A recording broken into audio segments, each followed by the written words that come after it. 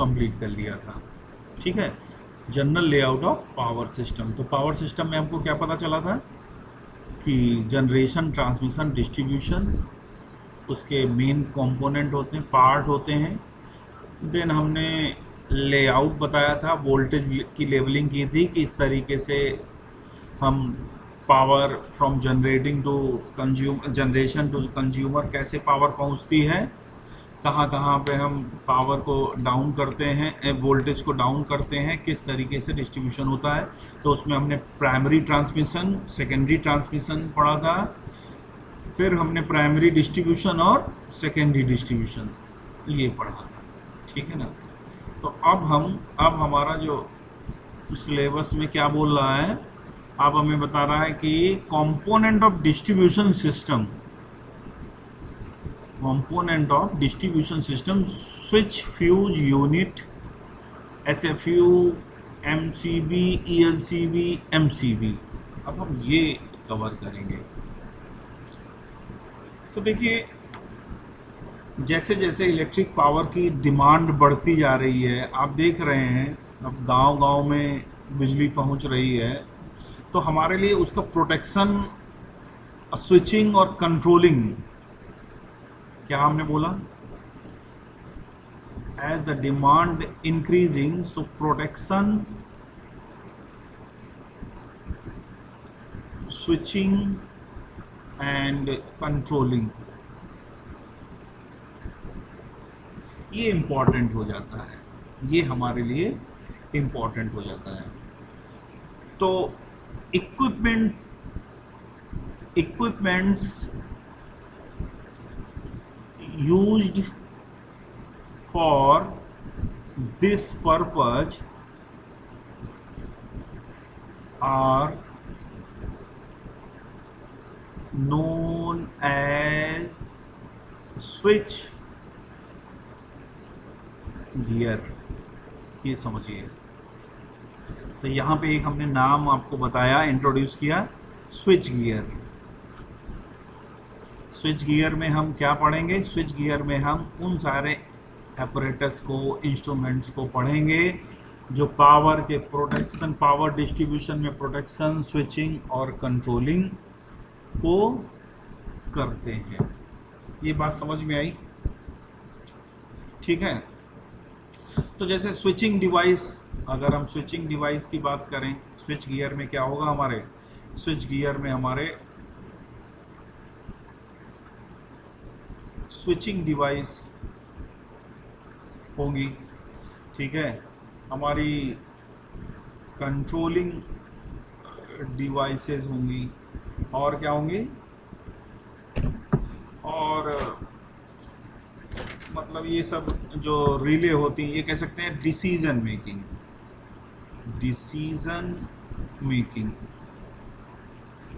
Devices. ठीक है, तो ये सब हम स्विच गियर में पढ़ेंगे।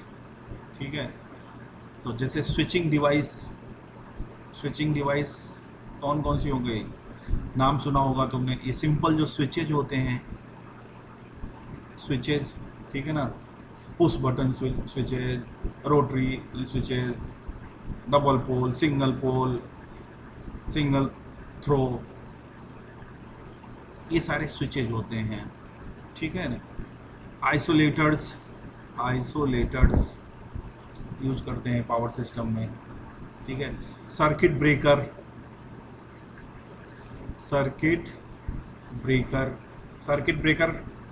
कौन से सर्किट ब्रेकर, ये एमसीबी वगैरह जो तुम बोलते हो ना, एमसीबी, एमसीसीबी, ईएलसीबी, आरसीसीबी, ये सारे किस में आते हैं, सर्किट ब्रेकर में। ये basically low voltage switch gear में आता है, लो वोल्टेज और एक्स्ट्रा हाई वोल्टेज स्विच। हाँ, अभी बेटा ये पढ़ाएंगे, मोल्डेड के सर्किट ब्रेकर इसका होता है फुल फॉर्म। अभी ये हम सब डिस्कस करेंगे क्योंकि ये आपके सिलेबस में है, सिलेबस में लिखा हुआ है एमसीबी, एमसीसीबी। ठीक है, तो सर्किट ब्रेकर बहुत से हैं, लेकिन हम केवल वही पॉइंट डिस्कस करेंगे जो आपके सिलेबस में है अभी। ठीक है, और जो हाई वोल्टेज स्विच गियर होते हैं जो हम अपने पावर सिस्टम में यूज करते हैं सब स्टेशंस पे, वो एयर सर्किट ब्रेकर जो हमने आपको अभी लेक्चर में दिखाया था, जो अभी पीछे लेक्चर में वीडियो दिखाया था, उसमें जो सर्किट ब्रेकर थे वो भी सर्किट ब्रेकर थे। वो 400 केवी की लाइन के सर्किट ब्रेकर थे। ठीक है, तो वो कोई सिंपल स्विच तो नहीं हो सकता है, पुश बटन तो नहीं हो सकता है, ऑन ऑफ कर दिया। आप देख रहे थे किस तरीके का स्पार्क था, कितना ज़्यादा डिस्चार्ज करंट फ्लो हो रही थी। ठीक है, तो वहाँ पे हम ये सब air circuit breaker, oil circuit breaker, SF6 circuit breaker, ये इस तरीके से पढ़ते हैं। खैर वो आपको पढ़ना नहीं है, लेकिन हम यहाँ पे आपके सिलेबस में है MCB, MCCB और कौन सा है, और कौन सा है, MCB, ELCB, MCCB, तो हम यही पढ़ेंगे, और SFU। ठीक है, ये बात समझ में आई? सर ELCB तो बता दिया था ना आपने, अर्थ लीकेज, हाँ, सर्किट ब्रेकर। MCB होता है मिनिएचर, MCB होता है मिनिएचर सर्किट ब्रेकर, MCCB होता है moulded case circuit breaker, ELCB होता है अर्थ लीकेज सर्किट ब्रेकर। ठीक है, तो अब हम आगे चलते हैं। हाँ, सबके बारे में पढ़ना है ना सर आगे? हाँ, अभी तुम लोगों को तो यहाँ तुम्हारे सिलेबस में यही है, ELCB, MCCB और MCB, ये पढ़ना है। सर जितना मेंशन है उस सबके फंक्शन पढ़ते हैं ना, जैसे काम करते हैं। हाँ हाँ, वो पढ़ेंगे, बिल्कुल पढ़ेंगे। ठीक है, वो हम डिटेल में पढ़ेंगे। अच्छा, तो ये स्विचिंग डिवाइस हो गया। Then come to controlling device. तो कंट्रोलिंग और सेंसिंग डिवाइस जो होती हैं, लाइक एक करंट ट्रांसफॉर्मर, ठीक है, वोल्टेज ट्रांसफॉर्मर, ठीक है, ट्रिपिंग यूनिट, ये सब कंट्रोलिंग डिवाइस में आती हैं। ठीक है, डिसीजन मेकिंग में क्या है, तुम्हारे रिलेज हैं, प्रोटेक्टिव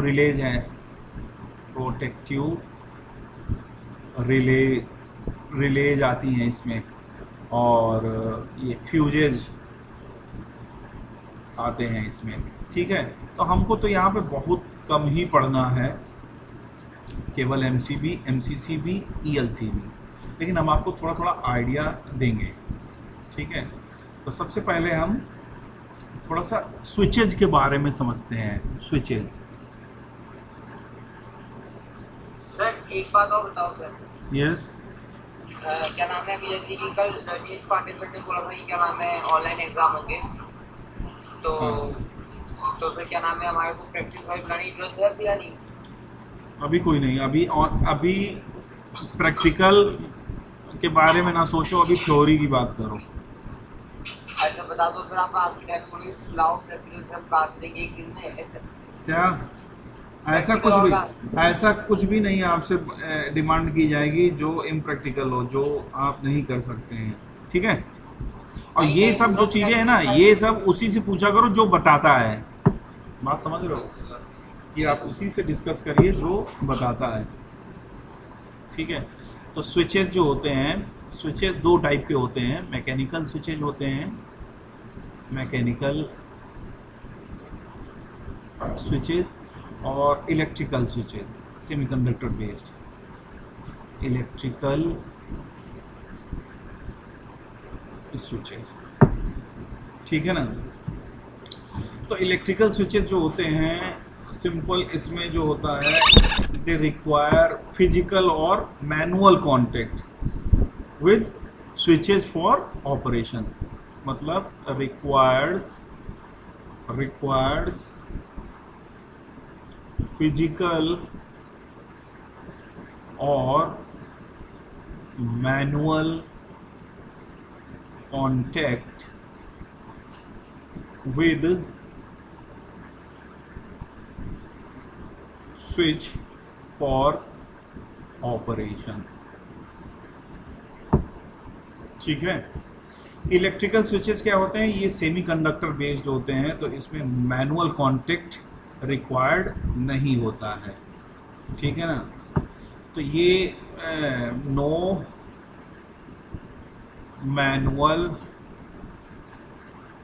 कांटेक्ट इज रिक्वायर्ड, मतलब ये हुआ कि इनको, ये इलेक्ट्रिकल स्विचेस को आपको हाथ से जाके दबाना नहीं पड़ेगा, बात समझ में आई।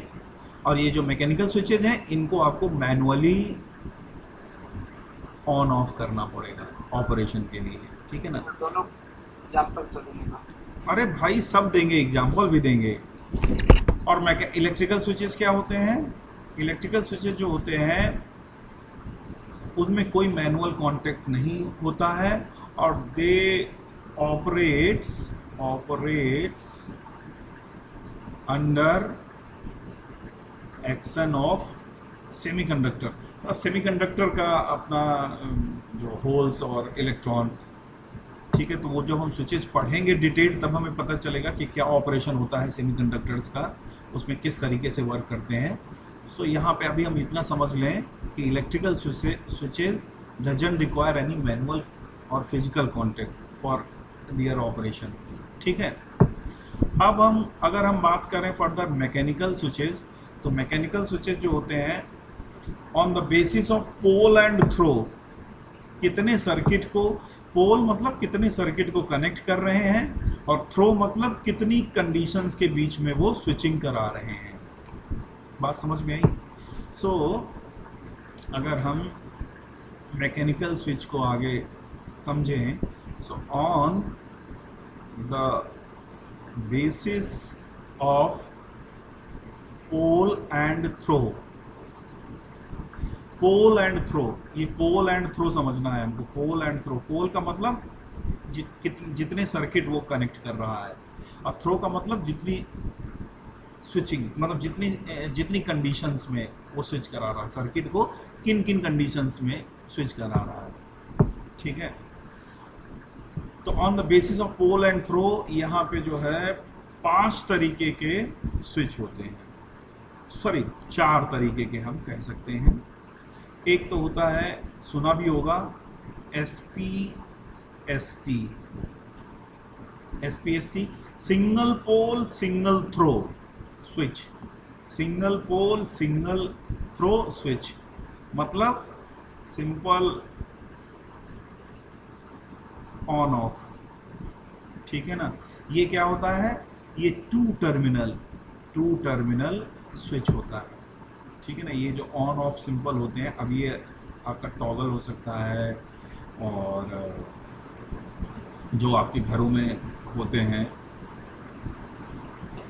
सिंपल, हाँ, मतलब क्या है? टू टर का मतलब है टर्मिनल, टू टर्मिनल है। इसमें क्या होते हैं, 2 टर्मिनल होते हैं, इस स्विच में 2 टर्मिनल होते हैं, ये मतलब हुआ, ठीक है, 2 टर्मिनल स्विच, ठीक है, ये बात समझ में आई।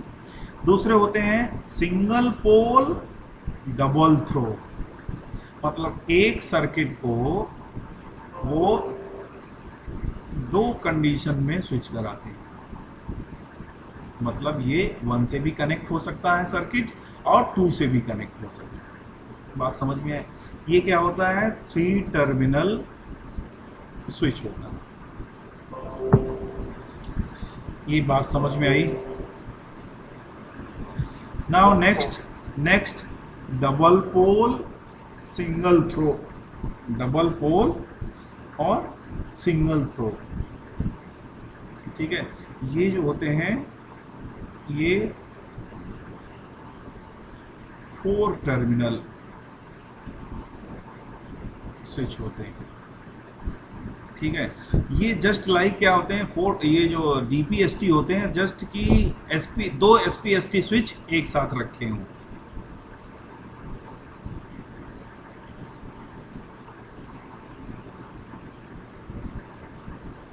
सॉरी,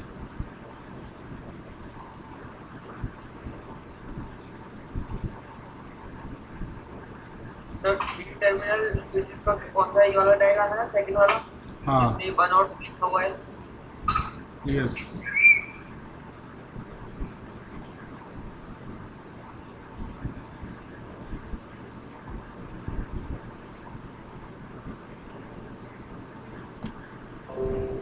ठीक है ना।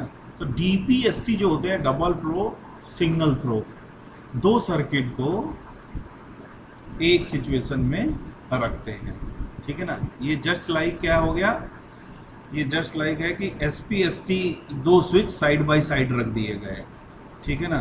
तो ये दो सर्किट को साइमल्टेनियसली कंट्रोल करने के लिए यूज होता है।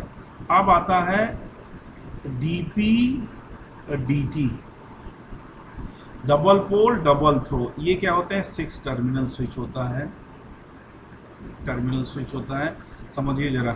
तो इसमें क्या है, दो सर्किट होते हैं और दोनों सर्किट दो सिचुएशन में जा सकते हैं। तो इसको समझिए, ये हम कंट्रोल करते हैं दो सिचुएशंस में।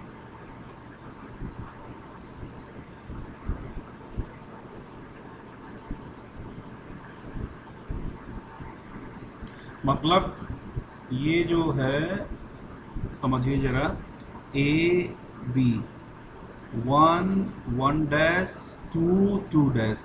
तो ये एक सिचुएशन क्या है, ए और बी जो है 2 और 2 डैश से कनेक्ट हो सकते हैं। दूसरी सिचुएशन में ए और बी 1 और 1 डैश से कनेक्ट हो सकते हैं, ठीक है ना। तो यहाँ पे टोटल 6 टर्मिनल होते हैं, ठीक है। जैसे एक पुश बटन होता है, पुश बटन स्विच होता है, ये सिंबल होता है पुश बटन, ठीक है। अच्छा, इलेक्ट्रिकल स्विचेज की अगर हम बात करें, इलेक्ट्रिकल स्विचेज तो इधर 6 टर्मिनल वाला ही कोई दोबारा समझा दीजिए। कौन सा? 6 टर्मिनल वाला। हाँ 6 टर्मिनल। देखिए, ये समझने के लिए सबसे पहले आप ये समझिए एसपीएसटी समझिए। एसपीएसटी क्लियर हुआ, सिंपल है। अच्छा, एसपीएसटी क्लियर हो गया। अब क्या है, एसपीडीटी। अब एसपीडीटी है, तो एसपीडीटी में क्या था, सिंगल सर्किट दो कंडीशंस में था। सिंगल सर्किट दो कंडीशन दे सकते थे, या तो 1 से कनेक्ट हो सकता था या 2 से कनेक्ट हो सकता था। बात समझ में आई। और डीपीडीटी क्या है, डीपीडीटी में दो सर्किट है और दोनों सर्किट के दो सिचुएशन है। We can connect 2 circuit with 2 conditions. मतलब डीपीडीटी जो है, डीपीडीटी आप ये समझिए, एसपीडीटी को पहले समझिए, सिंगल पोल डबल थ्रो, इसको समझिए। इसमें क्या है, इसमें सिंगल सर्किट है, सिंगल सर्किट को हमने दो सिचुएशन में उसको हम स्विचिंग करा सकते हैं, दो थ्रो दे सकते हैं उसको, ठीक है ना। अब यहाँ पे डीपीडीटी में देखिए दो सर्किट है, यहाँ पे दो सर्किट है, ये जो हमने बात समझ गए, दो सर्किट है और दोनों सर्किट को हम दो सिचुएशन के साथ, एक तो ये सिचुएशन है और दूसरा हम कलर चेंज कर देते हैं येलो से, के साथ कनेक्ट कर सकते हैं। बात समझ गए?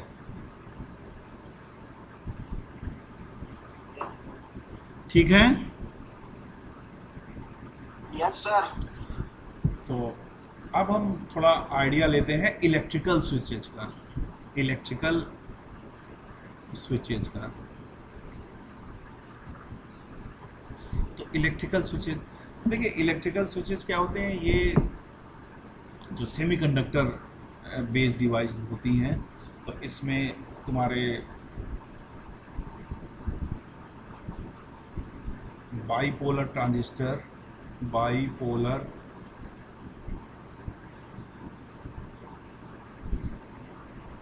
ट्रांजिस्टर, ठीक है, पावर डायोड हाई रेटिंग के होते हैं, ठीक है ना, सिंपल डायोड से थोड़ा डिफरेंट। मॉसफेट, ये नाम नहीं सुने हैं तुमने, MOSFET, metal oxide semiconductor field effect transistor, MOSFET, ठीक है। एससीआर, SCR क्या होता है? Silicon controlled rectifier. ये तुम लोग पढ़ोगे, ये तुम लोग आगे पावर इलेक्ट्रॉनिक्स में ये सब चीज़ें पढ़ोगे। तो ये जो स्विचेज होते हैं ये सेमीकंडक्टर बेस्ड स्विचेज होते हैं, इसमें ऐसा कोई मैनुअली हमको नहीं करना पड़ता है, ये उस अपने प्रिंसिपल अपने ऑपरेशन से सेल्फ स्विचिंग करते हैं, ठीक है ना, जो कि कंट्रोल की जाती है हमारे द्वारा, ठीक है। तो ये बेसिकली क्या होते हैं, तो इसमें ये लो, सबसे बड़ा फ़ायदा ये होता है इलेक्ट्रिकल में, इलेक्ट्रिकल स्विचेज में, कि ये लो कॉस्ट होते हैं,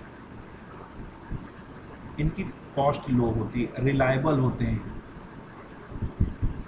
ठीक है। और जैसे ये हाई वोल्टेज एसी एप्लीकेशंस में ये प्रिफर किए जाते हैं, क्योंकि हाई वोल्टेज में, अब हाई वोल्टेज में हम ये स्विच तो नहीं लगाएंगे, गला के फेंक देंगे, जहाँ सैकड़ों वोल्ट की बात होती है, हज़ारों वोल्ट की बात होती है, ठीक है ना। तो ये हम हाई वोल्टेज HVAC में यूज करते हैं। बड़ी हैवी मोटर्स जो होती हैं, हैवी मोटर्स, जो हैवी मोटर्स में के जो ड्राइवर्स होते हैं, ड्राइवर सर्किट में हम ये इलेक्ट्रिकल स्विचेज यूज करते हैं, ठीक है भाई। कुछ पता चला इलेक्ट्रिकल स्विचेज और मैकेनिकल स्विचेज, ठीक है। अब हम आगे चलते हैं, फ्यूज के बारे में बात करेंगे, जो बहुत सिंपल स्विच गियर डिवाइस है, सिंपल, सबसे सिंपलेस्ट, जो आपने खूब सुना है और खूब बोलते भी हो कि फ्यूज उड़ गया, ठीक है ना, खूब आपने सुना है। तो फ्यूज क्या है? That is simplest and cheapest भी लिखना जरूरी है, डिवाइस। अच्छा, ये क्या करता है? फ्यूज क्या करता है? गिव्स, सर करता है सर, हाँ शॉर्ट सर्किट होने से बताता है। हाँ, गिव प्रोटेक्शन फॉर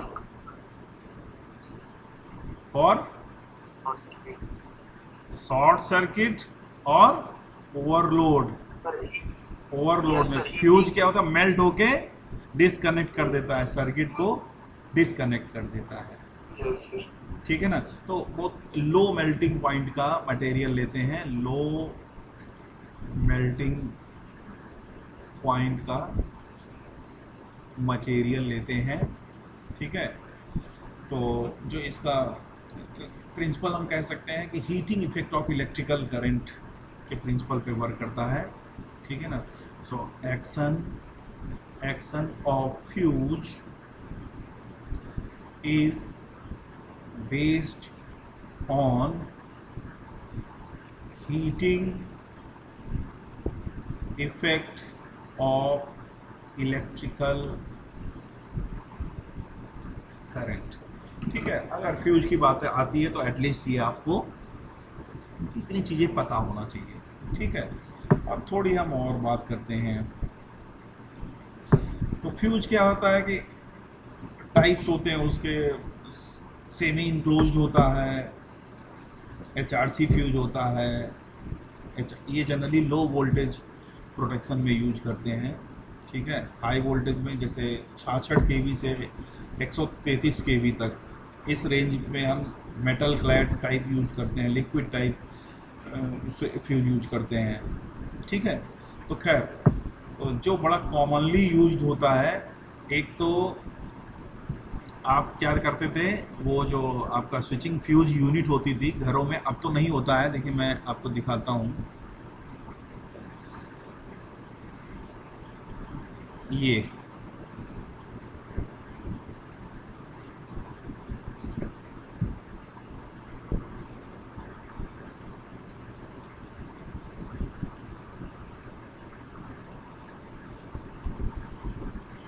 सभी ने देखा है, सभी, पता नहीं अब लगे होते हैं घरों में कि नहीं, ये देखा है, Yes, sir. Yes, sir. Actually, sir. तो इसमें एक ये हैंडल होता था और ये फ्यूज Sensor. सॉकेट के साथ, हाँ ठीक है ना, इसको किट कैट फ्यूज बोलते थे। तो ये तो होता है ये फ्यूज करियर, ये ऊपर वाला जो होता था इसमें फ्यूज लगा होता था, ठीक है ना, और ये नीचे वाला उसको बेस बोलते हैं, इनको किट कैट फ्यूज बोलते थे। इसमें क्या है, तार बांध देते थे, जैसे जो इलेक्ट्रीशियन आता था वो अपना अमूमन एक लोड का एक लमसम कैलकुलेट करके और वायर पकड़ के और बस बांध देता था, ठीक है ना, ये अपने एक्सपीरियंस के हिसाब से, ठीक है। तो इसमें क्या है, वैसे तो रेटिंग होती है फ्यूज की, कि पता चले तुमने ऐसा फ्यूज बांध दिया पूरा घर जल गया, अप्लायंस जल गए, लेकिन फ्यूज ब्लो नहीं हुआ, ठीक है ना। तो फ्यूज का रेटिंग बहुत प्रॉपरली फ्यूज को रेट करना चाहिए अकॉर्डिंग टू लोड, ठीक है। एक जो बहुत फेमस है एच आर सी फ्यूज, सुना है किसी ने? एच होता है हाई रप्चर कैपेसिटी फ्यूज, ठीक है। इस तरीके के तुम लोग देखते होगे,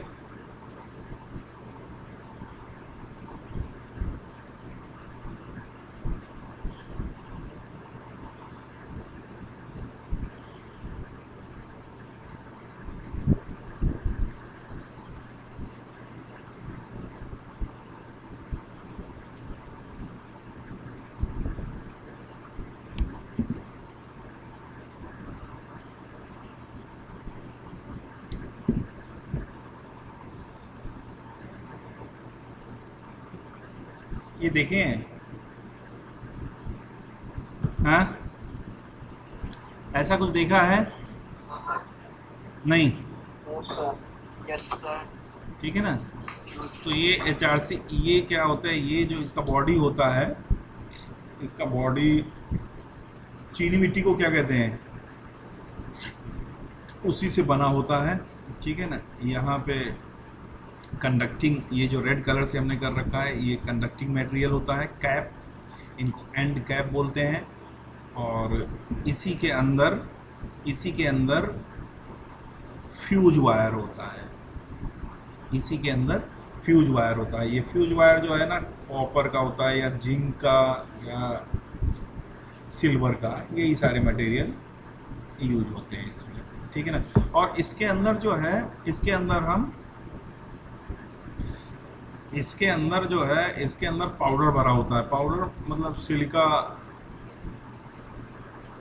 सैंड भरी होती है, या चौक कह लो, या पीओपी प्लास्टर ऑफ पेरिस, ये भर देते हैं, ठीक है ना, कि फ्यूज, क्योंकि क्या है कि जल्दी मेल्ट ना हो, जल्दी मेल्ट इन द सेंस, देखिए ऐसा होता है कि सपोज हमने ये फ्यूज लगाया, इसका स्पेशल पर्पज होता है, जैसे हमारी कोई मोटर है, ठीक है ना, मोटर है 5 एम्पियर की मोटर है, ठीक है, और इस मोटर को हमने कनेक्ट कर दिया, इससे एच फ्यूज से कनेक्ट कर दिया, ठीक है, एच फ्यूज से कनेक्ट कर दिया। और एक हमने मोटर ली, उस मोटर को हमने नॉर्मल फ्यूज से कनेक्ट कर दिया, नॉर्मल है, ये एच है और ये नॉर्मल है,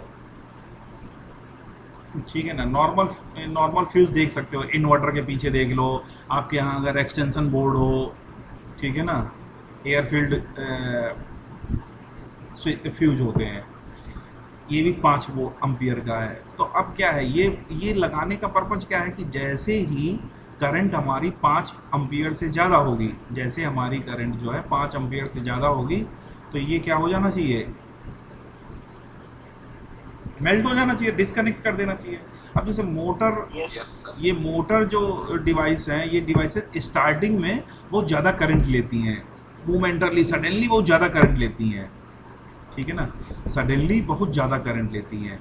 जैसे अगर 5 एम्पियर की है तो उसका स्टार्टिंग करंट 12 से 15 एम्पियर तक हो सकता है, ठीक है ना, क्योंकि बिकॉज ऑफ इनर्सिया सडनली वो हैवी करंट ड्रॉ करेगा ना स्टार्टिंग में रनिंग कंडीशन में, ठीक है, फिर वो अपना नॉर्मल रेटेड वैल्यू पे रन करता रहेगा।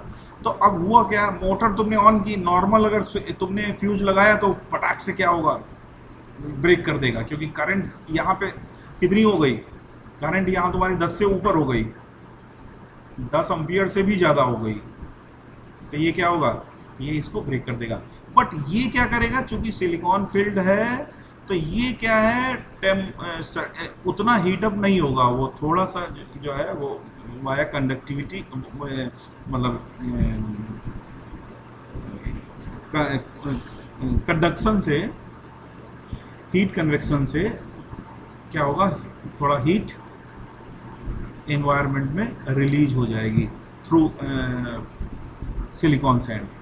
तो ये क्या है, ये उतना ज़्यादा गर्म नहीं होगा कि ये डिस्कनेक्ट कर दे, ये थोड़ी देर के लिए बियर कर लेगा स्टार्टिंग के लिए, फिर क्या है मोटर रन करती रहेगी। समझ गए? Yes sir. ठीक है, तो ये जनरली जो हम सिंबल यूज करते हैं, जैसे सर्किट्स जब बनाते हैं, इलेक्ट्रिकल सर्किट सिमेट्रिक बनाते हैं, तो ये हम फ्यूज का ये सिंगल ये यूज करते हैं, ये फ्यूज का सिंबल होता है, ठीक है ना। ये जो है IEEE या फिर NSI स्टैंडर्ड में ये हम यूज करते हैं। ये लोग अच्छा ऐसे भी यूज करते हैं। सर इसके अक्रॉस तो वोल्टेज ड्रॉप होता होगा ना? हाँ फ्यूज के अक्रॉस वोल्टेज ड्रॉप होता होगा?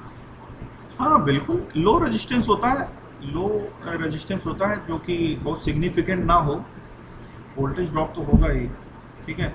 एक इसका सिंबल ये भी है, ऐसे भी बनाते हैं, ठीक है ना।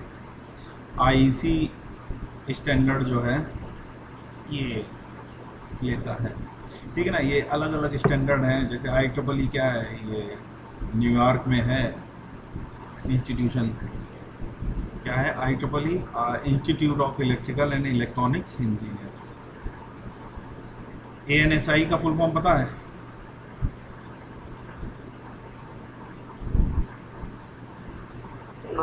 American national standard institute.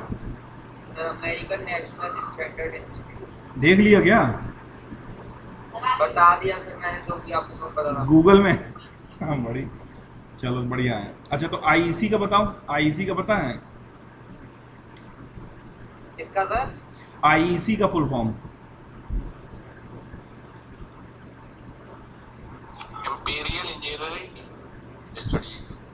नहीं, इंटरनेशनल इलेक्ट्रोटेक्निकल कमीशन, ठीक है। ये सब ये सब इंस्टीट्यूशन है जो ये स्टैंडर्डाइज करते हैं सिंबल और ये सब चीज़ें, तो हमने ये आपको बता दिया, ठीक है। तो फ्यूज के बारे में आई थिंक इतनी बातें, ठीक है। और फ्यूज कैलकुलेट कैसे करते हैं, फ्यूज कैसे, सिंपल कैलकुलेशन ऑफ फ्यूज कैसे कैलकुलेट करते हैं। जैसे हमारा लोड है, मान लो 230 वोल्ट की सप्लाई पे हमने जो है 230 वोल्ट पे हमारा 1 किलोवाट का लोड है, 1 किलोवाट का लोड है। तो हम फ्यूज जो हम लेंगे तो करंट कैसे कैलकुलेट करेंगे, P/V, मतलब 1000/230, ठीक है। दैट मीन्स जो मेन हमारा फ्यूज होगा वो हमारा, इससे ज़्यादा करंट अगर जाएगी तो वो उसको मेल्ट हो जाना है, डिसकनेक्ट कर देना है। बात समझ गए? ठीक है। लेकिन ये जो फ्यूज है उसके नुकसान हैं, फ़ायदे हैं, कुछ फ़ायदे भी हैं, नुकसान भी हैं। तो फ़ायदा तो ये है कि कोई मेंटेनेंस नहीं होता है और सबसे सस्ता होता है, ठीक है ना। ये बात ये सबसे बढ़िया फ़ायदा है कि सस्ता है सबसे। और नुकसान क्या है, नुकसान ये है कि एक बार फ्यूज़ तुम्हारा मेल्ट हो गया तो फिर उसको निकाल के फिर चेंज करो, ठीक है ना। तो जो टाइम लॉस होता है, बात समझ गए, उसको फिर से ऑपरेशन में लाने के लिए हमको निकाल के उसका रिवायरिंग करना पड़ेगा, ठीक है ना। तो ये सबसे बड़ा डिसएडवांटेज है, ठीक है। अब हम पढ़ते हैं एमसीबी, जो आपके सिलेबस में है एमसीबी। सर है मेरा। यस, बताइए। सर जैसे कि बता रहे हैं कि जो फ्यूज है, जैसे वहाँ पे आई निकाले हम, तो वो उस फ्यूज में जो करेंट उससे ज़्यादा जाएगा तो मिल्क जाएगा, ठीक है। मेल्ट हो जाना तो चाहिए, हाँ, यस। उससे उससे कम करंट पे उसका रेजिस्टेंस फाइंड करना पड़ेगा ना, तभी ना पता चलेगा कितना रेजिस्टेंस तो होना चाहिए। नहीं नहीं, अगर हम फ्यूज लेंगे उसकी हमको करंट रेटिंग देखनी होती है कि वो समझ लो सर, कितना। वो करंट उसमें दिया रहता है फ्यूज। हाँ हाँ, ठीक। ठीक है, पता नहीं तुम समझ भी गए। क्या सर? अंकुर ने कुछ पूछा था, वो फिर समझ भी गया अपने आप ही। सर आप ही तो बताएं कि उस पर करंट लिखा रहता है, मतलब वही समझ समझ नहीं आता। हाँ हाँ, मुझे लगा फ्यूज आप जब फ्यूज आप कैसे खरीदेंगे? कोई भी सर्किट ब्रेकर आप खरीदेंगे, अगर आप मार्केट में हाँ, सर मुझे रेजिस्टेंस के अकॉर्डिंग होगा, क्योंकि नहीं जब नहीं, उससे लेस करंट होगा तो करंट के फ्यूज अकॉर्डिंग अगर होगा। आप मार्केट में खरीदेंगे, फ्यूज अगर मार्केट में खरीद रहे हैं तो फ्यूज वो करंट रेटिंग से ही लेना पड़ेगा कि भाई इतनी रेटिंग का होगा, ठीक है ना, कि इतने मैक्सिमम बियर कर सकता है, फिर ये ट्रिप हो जाएगा, ठीक है। तो हम एमसीबी शुरू करने से पहले थोड़ा रिले भी बता देते हैं, ये भी बहुत सर ये वाला सर, ये स्विच गेट चल रहा है ना सर, ये यूनिट 4 है सर। ये यूनिट 3 है। 5, सॉरी सर, लास्ट यूनिट है ना सर। लास्ट कहाँ है? 3 है। 3rd है अरे सर। सर थर्ड है कि भाई? तो सर अच्छा सर, लास्ट ईयर सर इसके नोट्स सर जो आपने दिए थे वो तो फोटोकॉपी भी रखी है मेरे पास। अरे तो वो, MCB, हाँ वो उस समय AKTU से एफिलेटेड था ना, अब सिलेबस चेंज है, हाँ सर। ठीक तो है। सर उसमें कोई चेंज थोड़ी ना होगा सर चैप्टर के अंदर? नहीं नहीं नहीं मतलब नहीं, इसमें? उसमें बस अपने हाँ, मतलब का पढ़ लेना। अच्छा, आप भाई ऑटो नंबर तो रिले बताइए। रिले का नाम सुनते हो तो क्या समझ में आता है? कभी सुना है? सर रेस रिले सर एक टाइप की ये रिले क्या होता है? रिले जो है फॉल्ट को सेंस करता है और स्विचिंग करता है, ऑन भी कर सकता है, ऑफ भी कर सकता है, और ये एसी या डीसी पे ऑपरेट होता है। तो रिले क्या होते हैं बेसिकली? ये भी switches those operate with AC और डीसी। एसी रिले भी होती हैं और डीसी रिले भी होते हैं। मतलब इनके ऑन ऑफ के लिए, इनके ऑपरेशन के लिए हमको एसी या डीसी वोल्टेज चाहिए, डीसी या एसी एनर्जी चाहिए। बात समझ गए? ठीक है। तो जैसे रिले आपका इन्वर्टर में लगता है, लाइट जाती है, देखो फटाक से बैटरी पे आ जाता है, यूपीएस के थ्रू जाने लगता है, और जब लाइट होती है तो डिस्कनेक्ट कर देता है, ठीक है। तो देखिए मैं आपको थोड़ा आइडिया देता हूँ रिले का।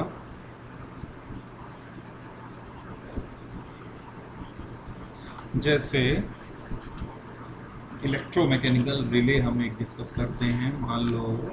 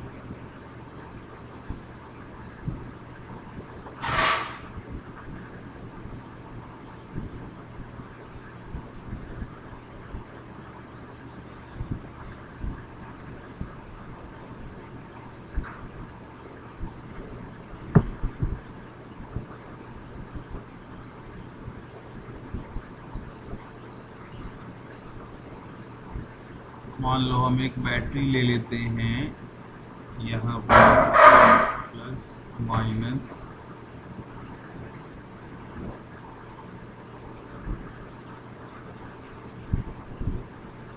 एक, तो हम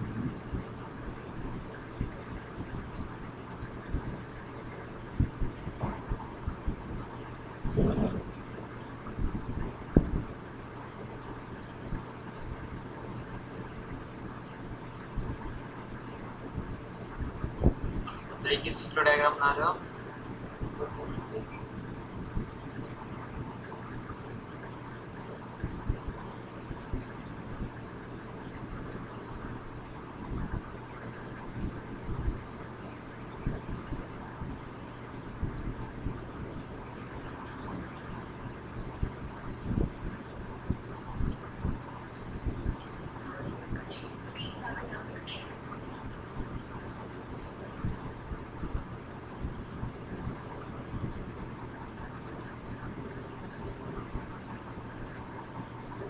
ठीक है। देखिए अब यहाँ पे हमने ये लगाया है, ये जो पोर्शन है इसको समझिए, ये रिले है,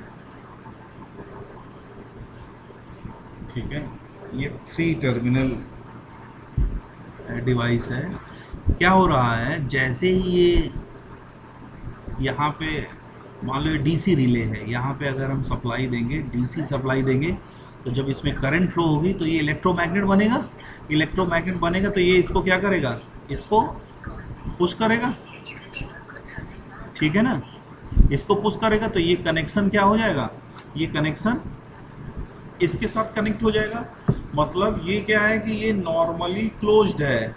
ये जब इसमें करंट जीरो थी, जब रिले अभी नॉर्मल कंडीशन, रेस्ट कंडीशन में है, तो ये जो है नॉर्मली क्लोज था। ये 2 लैंप हैं, इस समय क्या होगा, ये L1 बल्ब जो है वो जल रहा होगा, ठीक है ना। Circuit normally close with this terminal. Now जब हम क्या करेंगे, रिले में जो एक्साइट करेंगे उसको, जब हम करंट उसमें देंगे, ठीक है ना, ये करंट हम उसमें देंगे तो क्या होगा, ये जो L2 बल्ब है वो ऑन हो जाएगा, L1 क्या हो जाएगा, ऑफ हो जाएगा, क्योंकि ये जो था नॉर्मली ओपन था। तो रेस्ट कंडीशन में L1 ऑन था, मतलब रेस्ट कंडीशन में ऑन, और ये ऑफ था, ठीक है ना। बट जब हम रिले ऑन हुई, ठीक है ना, रिले में जब हमने करंट एक्साइटेशन दिया, एक्साइटेशन गया, तो ये क्या हो गया, ये ऑफ हो गया, ये ऑन हो गया, ठीक है ना। तो ये क्या है, काइंड ऑफ स्विच है, बट ऑपरेट विद एसी या डीसी। तो ये जो एक्साइटेशन आता है, ये कहाँ से आता है, ये फॉल्ट कंडीशन से आता है। ये कहाँ से आता है, फॉल्ट कंडीशन। मतलब फॉल्ट कंडीशन, जैसे कहीं कुछ फॉल्ट हुआ तो उस केस में ये इसकी कॉइल को एक्साइटेशन मिलेगा और ये उसको स्विचिंग करा देगा। अब यहाँ पे हमने L1 और L2 bulb, 2 bulb on off करके बताए हैं, स्विचिंग कराई है। अब यहाँ पे आपका कोई भी सर्किट हो सकता है या कोई भी 2 कंडीशन हो सकती हैं, ठीक है। तो ये रिले आप लोग खूब देखते भी होंगे, रिले आवाज़ के साथ कटक से, जैसे रिले में एक्साइटेशन होता है, आवाज़ आती है कटक से। इन्वर्टर कभी खुला हो तो देखना, इन्वर्टर जब स्विचिंग मारता है तो कैसे आवाज़ आती है। तो वो जब वो टिपिंग करता है ना, इसको टिपिंग करता है यहाँ पे, तो वो आवाज़ होती है, साउंड होता है। सर यस सर एक बार और थोड़ा सेटअप समझा दीजिए सर, इसमें क्या है और क्या। हाँ, सेटअप सिंपल है। देखिए हमने ये क्या है, इन पे आप फोकस करिए पहले।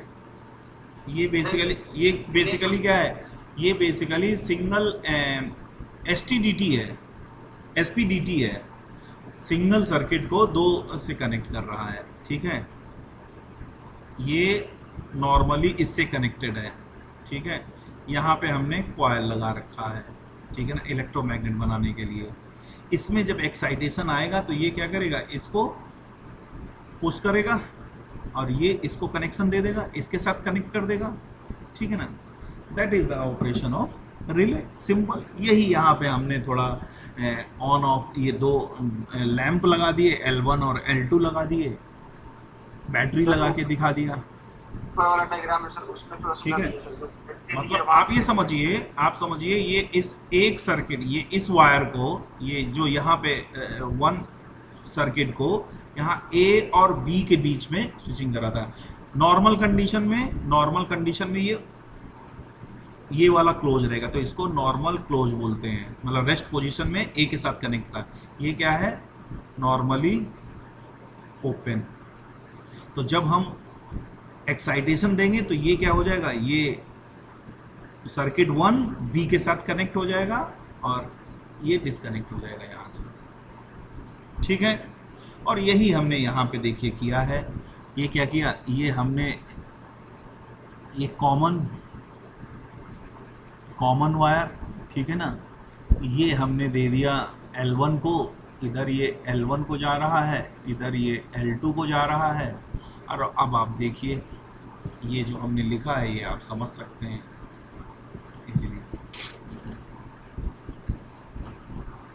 ठीक है,